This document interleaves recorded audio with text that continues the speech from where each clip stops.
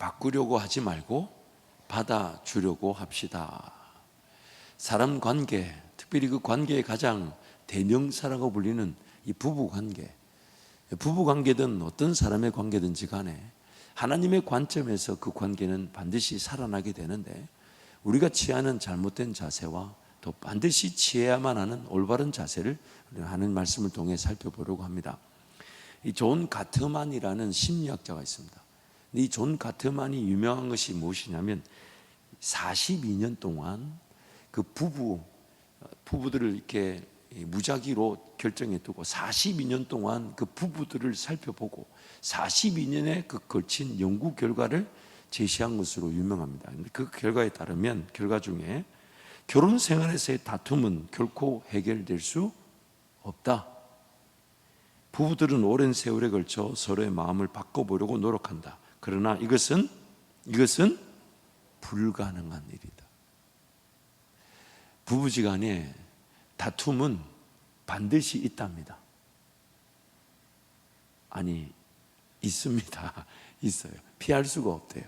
그리고 그 다툼은 대부분 어떤 서로 간의 차이를 이해하지 못하는 것인데, 근데 그 차이 중에 가장 오해하는 그 차이가 뭐냐면 바꾸려고 하기 때문이라는 거죠. 우리 옆에 분 한번 봐주세요. 옆에 분 한번 봐주세요. 바뀔 것 같아요? 안 바뀔 것 같아요? 아니, 그렇다고 너무 고개를 짤짤짤, 그 강모 집사님 고개를 너무 짤짤, 옆에 부인이 앉아있는데 그걸 짤짤짤짤 이렇게 흔들면, 너무 크게 흔들면 안 되지. 저도 알아요. 그 부인 집사님 바꾸는 거는 하나님도 어려워하시네요. 여러분, 부부관계가 바뀌기가 우리끼리는 이렇게 얘기해야 돼요. 불가능합니다. 그래서 가트만 교수의 연구를 좀 더 소개하면요, 부부싸움은 대개 반복되는 문제로 싸우는데 무려 69%가 똑같은 문제로 계속 싸운답니다. 그러니까 특별한 문제가 있어서 싸우는 게 아니라 계속 그거. 여러분, 제가 소리가 큰 건 우리 집에 문제가 있다기보다는 내용을 강조하는 거예요. 그래서 부부들은 서로 바꿀 수 없는 문제로 평생을 다툰답니다. 평생 바꿀 수 없는 문제로 그러니까 바꿀 수 없으니까 싸우면 될까요, 안 될까요? 싸워봤자 소용이 없어요. 안 바뀌어요. 내가 바뀌고 말지. 그렇죠? 언젠가는 배우자가 바뀔 거라는 기대를 하게 되니까 포기하지 않고 싸우게 된다는 거예요. 그래서 그런 기대가 없다면 누가 힘들게 싸우겠습니까? 그렇죠? 하지만 저 사람이 언젠가는 바뀌겠지라는 그 기대치 때문에 계속해서 이 현실 속에서 바뀐다는 거예요. 여러분, 우리끼리 그 하는 말이 있잖아요. 사람이 갑자기 바뀌면 곧 죽는다. 우리끼리 하는 말이 있어요. 사람이 바뀌면 곧 죽는다. 그러니까 누가 안 하던 걸 하면 우리끼리 하는 말이 있죠. 천국 가려고 그래요? 근데 이러면 속담도 있어요. 속담 뭐냐면 사람은 고쳐 쓰는 게 아니다. 그런 속담까지 있다고 합니다. 그래서 그 김용훈 연세대 교수신데 사람은 고쳐 쓰는 게 아니다. 요거를 가지고 이런 얘기를 합니다. 그럼 왜 부부들은 배우자의 반복되는 거친 요구에도 행동을 바꾸지 않는 것일까? 정확하게 얘기하면 바꾸지 않는 것이 아니라 바꿀 수 없는 것이다. 부부가 아무리 요구해도 그 사람이 안 바뀌는 게 아니에요. 자기가 안 바뀌는 게 아니라 못 바뀌는 게예요. 안 하는 거하고 못 하는 거는 굉장한 차이가 있습니다. 어떤 관계든지 간에, 특히 부부 관계 속에 그 사람은 바뀔 수 있는 사람이 아니다는 거예요. 바꾸려고 해서는 안 된다는 거예요. 그래서 그 김용훈 교수님의 글들을 제가 조금 읽어드리면, 대부분의 부부싸움은 옳고 그른 것 혹은 잘한 것과 잘못한 것에 대한 양보 없는 전쟁인 것처럼 느껴지지만 실상은 그렇지 않다는 겁니다. 부부간의 다툼은 대부분 서로가 다르다는 다름의 뿌리를 내리고 있다는 거예요. 결혼이라는 울타리 안에서 배우자로 만난 한 남자와 한 여자는 태어날 때부터 서로 다른 특질의 성격을 가지고 있다는 거예요. 그래서 결혼하기 이전에 약 30년의 시간 동안 그렇게 살아온 인간이 결혼했다고 바뀔 수 있는 건 불가능하다는 거예요. 그러니 그 사람을 바꾸려는 것이 아니라 그 사람은 바뀌지가 않는 거예요. 바뀌지 않는 인간한테 계속 바꾸라 하면 싸움이 일어날 수밖에 없다는 거죠. 그래서 다름이 뭐 그리 대수냐고 비웃을지 모르겠지만 이 세상에 성격이 잘 맞아서 사는 부부가 어디 있어? 성격 차이로 이혼한다고? 그건 핑계냐고 반문할 수도 있겠지만 수많은 심리학 연구자들은 다름이 갈등의 시작이며 또한 충돌의 시작이자 끝이라고 주장합니다. 다름을 이해하지 못해서 서로 다투게 된다는 거예요. 다름. 그래서 두 가지 이유에서 이 다름이 충돌의 시작이며 끝인 이유가 있는데, 첫 번째는 다름이 서로에게 불편함을 넘어 고통을 안겨주고, 다르다는 게 상대방에게 불편함을 넘어 고통을 주고, 두 번째, 다름을 다름이 아닌 틀림으로 인식하기 때문에. 그 사람은 나와 다른 것이지 나와 다르다고 그 사람이 틀린 게 아닌데 틀리다라고 본다는 거예요. 그게 문제라는 거예요. 그래서 한 예를 들었어요. 가장 대표적인 얘기도 한데, 아마 여러분도 아마 이 부분에 대해서는 거의 공감을 할 거예요. 근데 남편과 아내 이렇게 비유하기보다는 A와 B가 결혼했다고 칩시다. 근데 A는 정리되는 것을 굉장히 좋아합니다. 여러분 집에도 분명히 둘 중에 한 분은 그럴 겁니다. 둘 다 더럽다기보다는 자, 죄송합니다. 표현을 잘못했어요. 둘 다 정리되지 않는 걸 좋아하는 사람은 별로 없어요. 한 사람은 정리되는 걸 좋아하고, 다른 한 사람은 그 정리가 그렇게 하고 싶지 않아. 그러니까 이런 거죠. 집에 오면 딱딱딱딱 그건 그 자리에 있어야 되고, 그건 딱 이 자리에 있어야 되고, 요거는 딱 치워져야 되고, 그 정리를 인생에 가장 중요하게 있는 사람이 있고, 정리되지 않는 사람은 아니 집에까지 와가지고 그걸 뭘 정리하려고 하냐라고 서로 다르다는 거예요. 뭐 이제 제 부모님 얘기를 많이 했기 때문에, 근데 뭐 이제 그분들이 그렇게 살아왔으니까 나름 서로 간에 불편한 긴장감을 가지고 지금 잘 살기 때문에 저희 아버지 어머니 얘기를 해드릴게요. 저희 아버님은 칼같이 정리하기를 원합니다. 그래서 서재에 가면 책도 주제별로 다 꽂혀야 되고, 주제별 책도 가나다라 순으로 꽂혀야 되고, 반드시 빼서 보면 그 자리에 그대로 꽂든지 아니면 차라리 밖으로 빼놔라요. 저는 도서관인 줄 알았어요. 반드시. 그리고 볼펜은 여기 0.5, 0.7 순서대로 놔져 있어야 돼요. 항상 0.5, 0.7 만년필, 색연필 이렇게 딱딱딱. 감사하게도 저희 어머니가 아버님 책상 위에 그렇게 손을 대진 않아요. 왜? 책을 그리 읽으시는 분은 아니에요.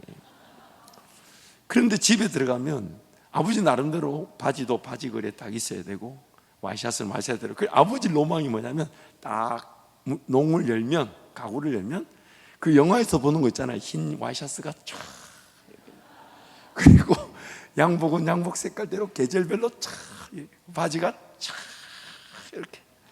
그게 아버지 로망이에요. 그러나 한 번도 제가 그렇게 된 걸 본 적은 없어요.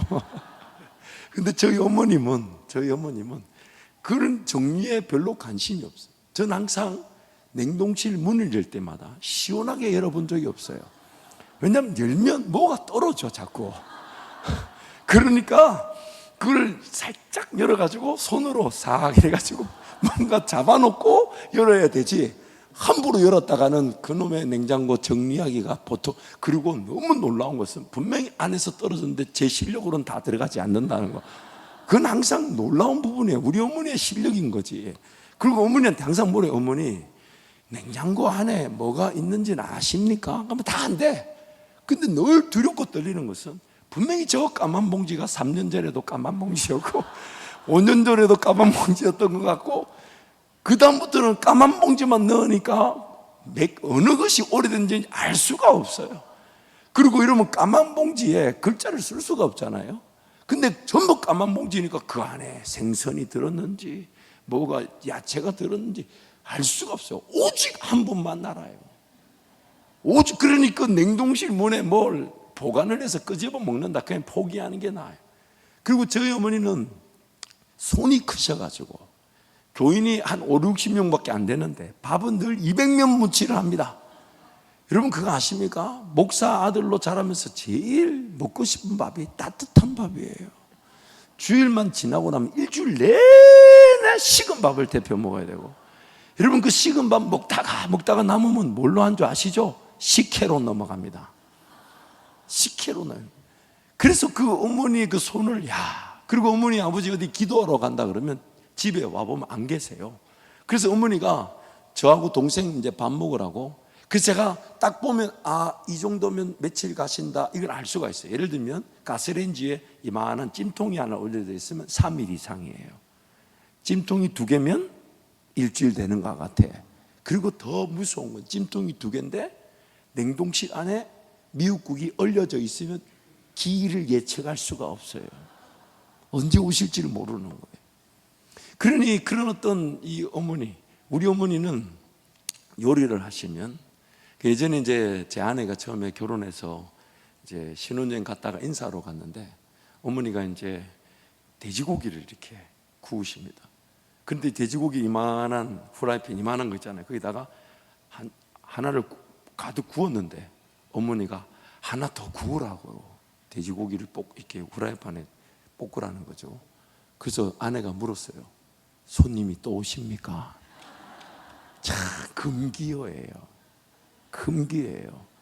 우리 아버지 어머니는 늘 한 소씩 드시는데 이 아가씨가 4명밖에 없는 것 같은데 후라이팬 2개, 돼지고기를 2판씩 막 굽고, 우리 어머니는 계란 후라이를 해도 후라이팬 3개를 쓰시는 분이십니다. 그러니 가족 한 4명 밥 먹고 나도 늘 싱크대에, 저는 항상 그거 보고 자랐어요. 싱크대에 설거지거리가 늘 이렇게 쌓여요. 그걸 즐기시는 것 같아요. 늘 새술은 새 부대에, 늘 계란 하나라도 새 후라이팬에, 그런 어떤, 그래서 물론 그것도 어머니가 다 설거지 하시는데, 그래서 아버지는 일절 부엌에 들어가시지를 않는 거예요. 그 영역이 아니다. 그래서 감사하게도 서재에는 어머니가 잘 안 가세요. 왜냐하면 아버지가 싫어하세요. 어머님은 지나가면 다 흐트러지니까 이게 뭘 만졌는지를 알 수가 없고, 분명히 너가 엄마가 뭔 손을 댔을 텐데 그게 뭔지 모르는 게 그게 스트레스인 거야.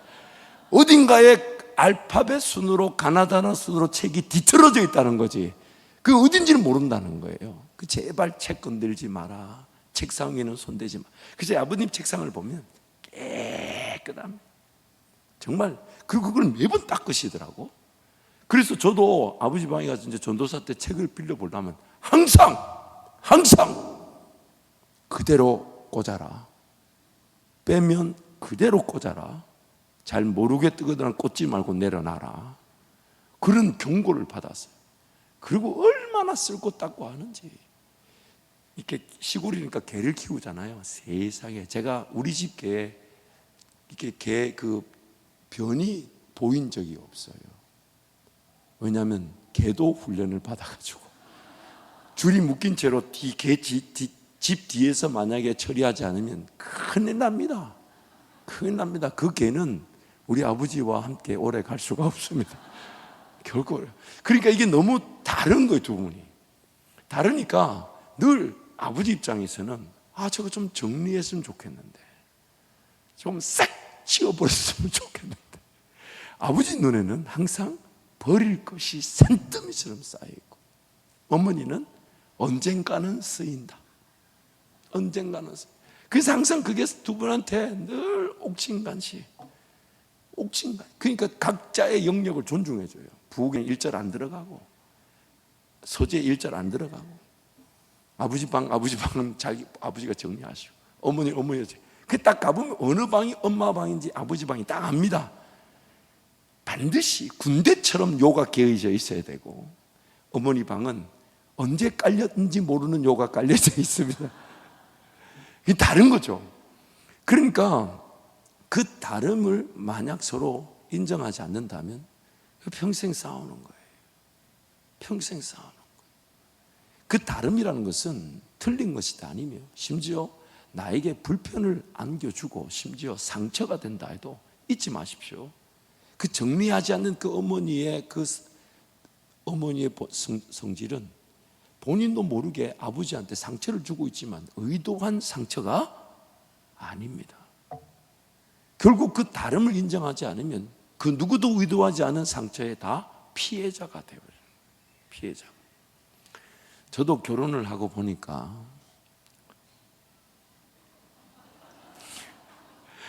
용납될 수 있는 것만 해야 되는데 안 하는 게 좋을 것 같다는 생각이 좀 듭니다만 간략하게 웃고 넘어갈 수 있는 걸 한다면 저희 어머님은 밥을 이렇게 늘 해주시면 남자는 부엌에 들어오지 마라 그러셨어요. 들어오는 거 아니라고. 아마 이제 어르신들한테 배우셨는 모양이에요. 좋은 걸 가르쳐 주신 것이죠. 그래서 남자는 부엌에 들어오지 마라. 그 어머니 항상 혼자서 다 하셨어요. 그리고 어머니가 이게 밥을 해주시면 저희 집에서는 어릴 적부터 항상 반찬도 좀 있지만 중간에 찌개가 있어야 되고 국은 따로 있어야 됩니다. 그렇게 먹고 자랐어요. 찌개가 있어야 되고 국이 있어야 되는데 결혼을 하니까 나는 어디 사막인 줄 알았어요.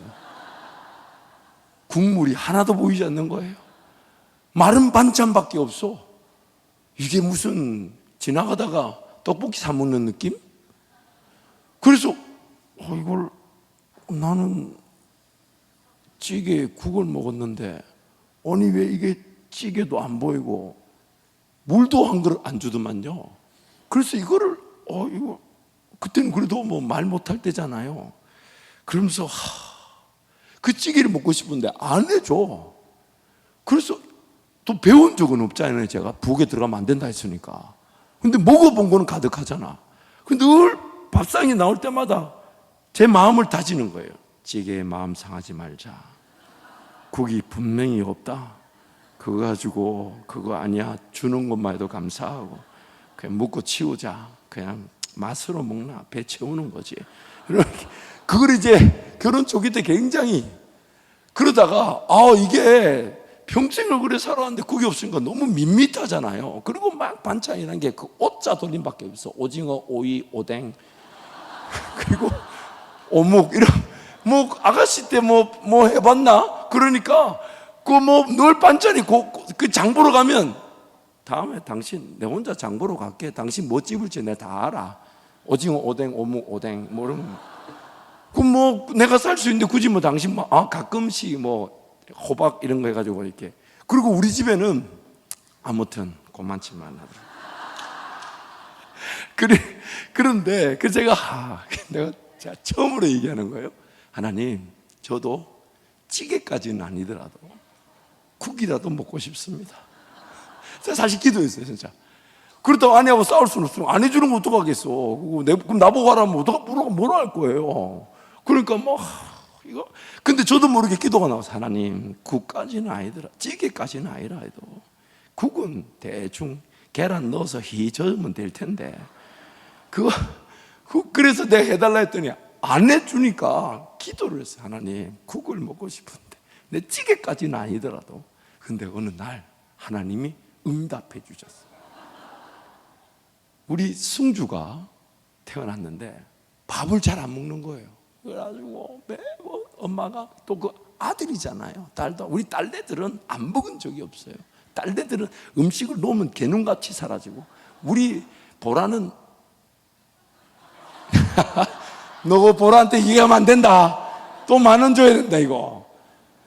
그 보라는 암만 뛰어가도 온달도 밥 때 되면 제일 먼저 와 있고 먹으면서 놀았는데, 우리 승주는 막 먹지 않고 돌아다니니까 엄마가 숟가락에 김치 넣어가지고 승주야 입 벌리라, 승주야 입 벌리라.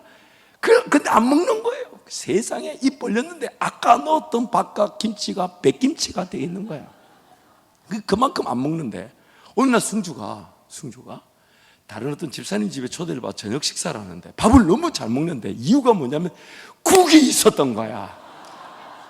국이 있었던 거예요.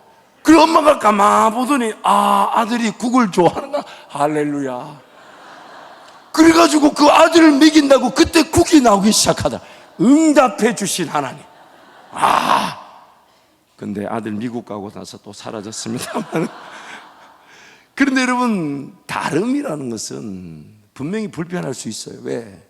결혼 이전에 내 인생이 그렇게 살아왔는데, 그런 문화를 갖고 있고 그게 맞는 줄 알았는데, 그게 이미 젖어 있고 그게 내가 익숙해져 있는데, 그것이 나에게 안 나타나니까 다르게 살았던 관계 속에 부부든 혹은 어떤 관계든지 간에 내가 취했던 문화와 그가 취한 문화가 다른 거죠. 근데 다른 거를 물론 어떤 적잖은 소통을 통해 할 수 있겠지만, 그게 안 해봤는 대로는 되겠습니까? 그리고 시간이 지나면 지날수록 그 안 해봤던 거 계속 시도하고 노력할까요? 더 게으러지고 나태해지고 더 반찬이 비틀어질까요? 네, 비틀어지는 거죠. 그러니 그것을 바꾸려고 하기보다는 그것을 인정해 줘야 되는 거죠. 그걸 존중해 줘야 되는 거죠. 그 사람에게는 그게 자기 나름대로의 최선인 것인데, 내가 나의 최선을 거기다가 대면서 이루어 달라 하는 순간 싸움이 일어나기 시작하는 거예요. 물론 저는 오늘 이렇게 설교를 했다 해서 국을 기대하지 않습니다. 그냥 부부지간에 먹을 수 있는 게 감사하고 안 굶기는 게 감사하지. 조만간에는 개라도 키워야 될지 몰라요. 이사 갈 때 두고 갈 수 있으니까 개라도 끌어안고 타고 있어야 되지. 다른 거, 그것을 강요하기보다는, 물론 어떤 한마디씩 국을 먹을 수 있을까 얘기할 수 있겠죠. 그러나 그것이 소통될 수 있는 분위기와 환경이라는 게 있는 것이지, 그것 자체가 서로를 바꾸려는 시도가 되어서는 안 된다는 것입니다. 잊지 마십시오.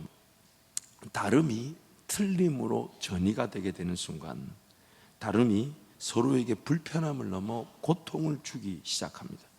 그래서 다름이 틀림으로 바뀌어버리게 되는 순간 싸움이 일어나게 되는 겁니다. 다른 것은 틀린 것이 아닙니다. 그리고 그 다르다는 것은, 그것이 부부관계든 누구든지 간에 그 사람을 존중해 줘야 되는 것이죠. 잊지 마십시오. 나도 잘 안 바뀌는데 상대방이 바뀌겠습니까? 여러분 자기 자신은 잘 바뀌나요?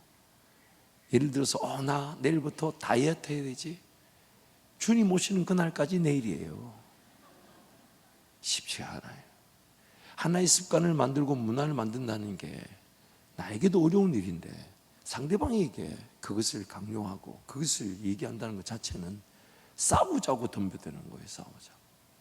그러기에 오늘 서로가 다르다는 것은 우리가 그 관계에 분명한 자세를 취해야 되는데, 그게 뭐냐면 사람은 사람을 바꿀 수 없다는 걸 인정해야 합니다. 한번 따라 하실까요? 사람은 사람을 바꿀 수 없습니다. 바꿀 수 없습니다. 나 자신 바꾸기도 어렵고 상대방 바꾸는 건 더 어려워요. 그래서 사람은 사람을 바꿀 수 없다는 걸 항상 전제해야 됩니다. 그 사람 바뀌지 않습니다. 그렇기 때문에 바뀌지 않은 그 사람이 바뀌지 않았기 때문에 그게 잘못됐고 그게 틀렸다 그렇게 말하기보다는, 바뀌지 않은 그 사람을 내가 어떻게 받아줄 것인가. 그 사람이 영원히 바뀌지 않는다 해도 하나님이 나에게 배우자로 혹은 가족관계로 혹은 회사관계로 혹은 교회 공동체 성도로 관계를 시작하게 하셨다면, 바뀌지 않는 그 사람을 내가 어떻게 받아줄 것인가, 어떻게 이해해 줄 것인가, 어떻게 그 사람의 다름을 존중해 줄 것인가. 그것이 바로 바뀌지 않는 사람을 존중하는 법을 배워야 하는 것이에요. 무엇보다도 불편하고 심지어 상처가 생긴다 해도 바뀌지 않는 사람에게 책임을 돌려서는 안 됩니다. 당신이 바뀌지 않아 이렇게 힘들고 내가 어렵다라고 말하기보다는, 그 바뀌지 않는 불편함, 상처가 생길 때마다 그래, 자기 자신도 얼마나 힘들까, 그걸 받아주고 기다리는 법이 필요하죠.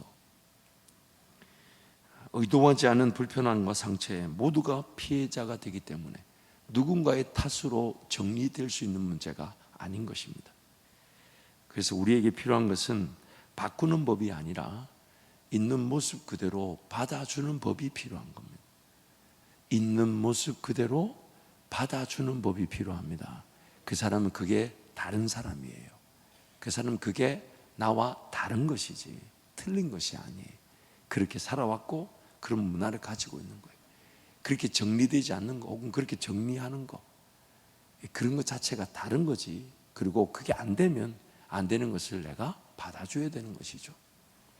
그래서 용납하고 기다리고 인내하고 또 용납하고 또 기다리고 또 인내하고 더 용납하고 더 기다리고 더 인내하고 예수님 오시는 그날까지 용납하고 기다리고 인내하는 것, 그것이 바로 우리가 그 사람을 있는 모습 그대로 받아주는 거예요. 왜냐하면 우리 하나님께서 나를 그리고 그 사람을 있는 모습 그대로 받아주시기 때문에 우리 하나님은 누군가에게 바꾸려고 하지 않으세요. 하나님 은혜를 주실 때 항상 있는 모습 그대로를 받아주시는 거예요. 있는 모습 그대로 안아주시는 거예요. 그러기에 오늘 우리가 배워야 될 자세가 누군가를 바꾸려는 것이 아니라 그 있는 모습 그대로를 받아주는 법을 배워야 하는 것입니다. 그게 바로 관계입니다. 그 사람을 받아주는 법을 배우는 게 관계의 시작인 거예요. 그래서 저거 어려워, 저 사람 이상해 라고 그 정리하게 되는 순간 나의 리더십적 능력과 크기가 제한을 받는 겁니다. 그 사람까지도 품어낼 수 있는가, 혹은 내가 원하는 사람들로만 팀을 짤 것인가, 거기서 내 리더십의 크기가 결정이 되어버려요. 더 많은 이들을 품을 수 있는 사람인가, 아니면 밴댕이 소갈딱지 같은 인생인가, 그거 차이죠. 그렇게 하나님께서 사람을 낚는 어부로 만드실 때 우리 자녀들이든 우리든 간에 그 사람을 낚는 어부로서의 그 영향력과 가치는 결국 그 사람을 있는 모습 그대로 받아주는 것이 그에게 복음이 전파되는 것이. 그래서 오늘 우리 관계를 성장해 갈 때, 특히 우리 자녀들에게 가르칠 때 불편한 사람을 만나고 불편한 상황을 만날 때마다 잊지 마십시오. 하나님께서 우리 자녀들을 리더십적 크기를 키우시기 위해 그 과정을 겪게 하시는 거예요.